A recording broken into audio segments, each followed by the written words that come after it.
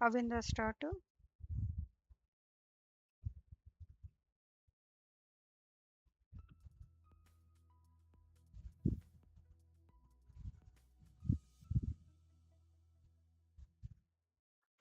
Good morning, students. Welcome to St. Joseph Open Web-based learning platform. I am Dr. M. Padmasundari, Assistant Professor from Department of Botany. The Department of Botany is introducing a certificate course in Introduction to Vascular Cryptograms. So, what exactly are vascular cryptograms? Vascular cryptograms, these are the plants which are flowerless, seedless, and have the first telar systems. And these vascular cryptograms are also known as the pteridophytes, and they are the first landforms which are found in the Silurian period of the Paleozoic era. So today we are going to start with the classification of pteridophytes given by Smith.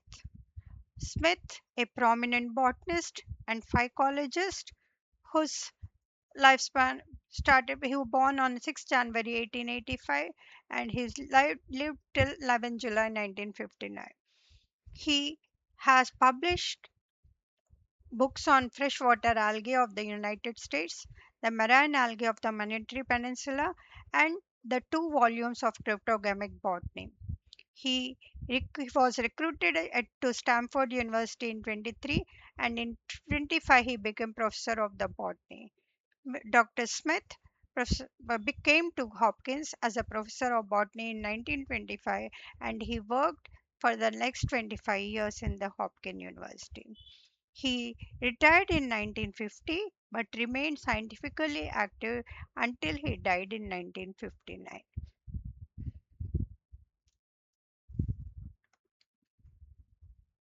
According to Smith, the pteridophytes are classified into four classes. They are known as Psilophyta, Lycophyta, Sphenophyta, and Pterophyta. In 1950, the International Code of Botanical Nomenclature amended and recommended that all the names of the divisions should end in the suffix phyta and the subdivisions ends in the suffix opsida. So the first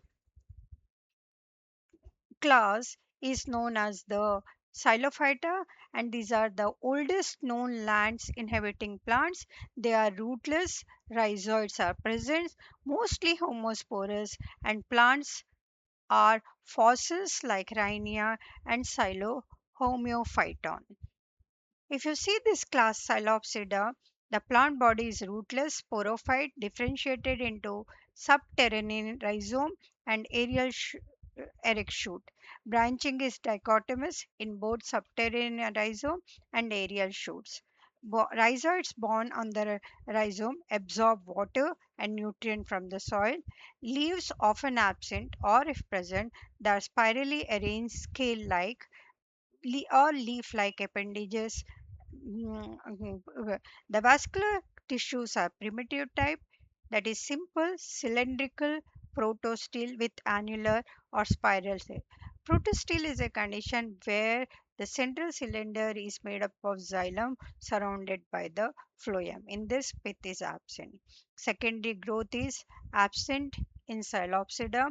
The sporangia are homospores. They always bear on the homospores. They are always terminal or solitary in position, solitary in case of the rhinia, and in groups in terminal position. They may has the sporophylls are absent in this. The gametophyte is known only in Xylotem and Thymistris, while unknown in Xylophytals. The gametophyte is cylindrical or branch, subterranean, and colorless. Sex organs are particularly embedded in the prothallus, uh, and the anthrazoids are spirally coiled and multiflagellated. The Psilopsida, they are also known as whisk ferns. The second class, according to Smith's system of classification, is known as Lycopsida which is also known as Lycophyta or Lycodophyta. So within this, it includes both the fossils and living pteridophytes. The plant body is sporophytic, differentiated into root, stem, and leaves. Leaves are small, microphyllous, simple with single midvein. They are usually spirally arranged, sometime in opposite fashion or even in whorls. In some cases, the leaves are ligulate. The ligule is present at the base of each leaf. The vascular tissue may be either in the form of plectostele, siphonostele, or even in polystele. Leaf gaps are generally absent in this. The some members are homosporous in case Lycopodium, while others they are heterosporous in case of Selaginella. Heterospores form have endoscopic gametophyte, while the homospores forms have the exosporic type of the gametophyte. Anthrazoids are biflagellate to multiflagellate. Secondary growth is absent except the isolates. So this common name of the Lycopsida is known as club moss or the spike moss. The third class, according to Smith, is known as Sphenopsida or Sphenophyta. It is also known as Calamophyta or Orthophyta. So it includes both the fossil plants and the living plants, and it is represented by living genus Equistem, and about 18 extinct forms are known. The plant body is sporophytic, differentiated into root, stem, and leaves. Stem in majority is long, jointed, articulated, and is ribbed, having the ridges and grooves. Stems is divisible into nodes and internodes and is developed as a upright aerial branch form the underground creeping rhizome. Leaves are thin, small, scaly, brown, are arranged in transverse whorls or at the nodes of a particular branches. Branches also develop in the whorls of the axils of the scaly leaves. All the foliage leaves are reduced to scales. The process of photosynthesis is taken up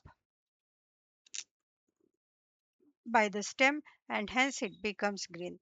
The stem has a solid protostele um, or modulated protostele. The sporangia are borne on specialized appendages called sporangiophores. Sporangia are developed in the apex of the fertile branches in whorls forming the compact cone. Most members are homosporous, but some fossil forms are heterosporous. Gametophyte may be monoecious or dioecious. Gametophytes are exosporic and green. Anthrazoids are large and multiflagellate. Embryo is without suspensor and is exoscopic in nature. So this is the class Phenophyta, which common name is known as the horsetail. The last class, according to Smith, is known as Pterophyta, Pteropsida. It is also known as Filicophyta, and it is commonly known as ferns, represented by 300 genera and about 10,000 species. They are found in all types of the habitats. Their ferns are terrestrial and prefer to grow in moist or shady places. Salvinia and Azolla are aquatic forms. The adiantum is a xerophytic form. The asplenium is epiphytic, and acrosticum is a halophytic form, or the climbing form is known as stenoclenia. Majority of the members have short and stout rhizome, and the rhizome may be creeping upright or growing above the soil. Leaves are large, may be simple in case of Ophioglossum or pinnately compound in majority of the ferns, for example, Pteridium, Marsilia, and Adiantum. The leaves, young leaves are known as fronds. They are circinately coiled. Leaves are exstipulate in case of filicales, while stipulate in some other groups. Vascular cylinders varies from a protostele to complicated type of the siphonostele, solenostele, dictyostele, and polysteles are also found. Vegetative reproduction takes place by fragmentation in case of adiantum, pteridium, stem tubers in case of Marsilia, adventitious birds in case of Asplenium, bulbiferum, and by apogamy in Marsilia. Sporangia arise from the placenta. A swollen cushion, where the placenta is a swollen cushion of cells in groups called sori. Sori develops on the margins on the abaxial surface of the leaves or leaflets. They are protected by true indusium in case of Marsilia or false indusium in case of Pteris and Adiantum. Sporangia develop may be leptosporangiate in case of Osmunda or eusporangiate type in Ophioglossum. The sporangia in most cases have a distinct annulus and stromium. Members may be homosporous in case of Pteris or heterosporous in case of Marsilia, Azula salvinia. Gametophyte may be exosporic or endosporic. Antheridia and Archegonia are partially or completely embedded in the gametophyte. Anthrozoids are multiflagellated. Embryogeny is largely endoscopic. Embryo may or may not have suspensor. So this is the Pteropsida fern or the Filicophyte that is known as. So this is the system of the classification according to the G.M. Smith.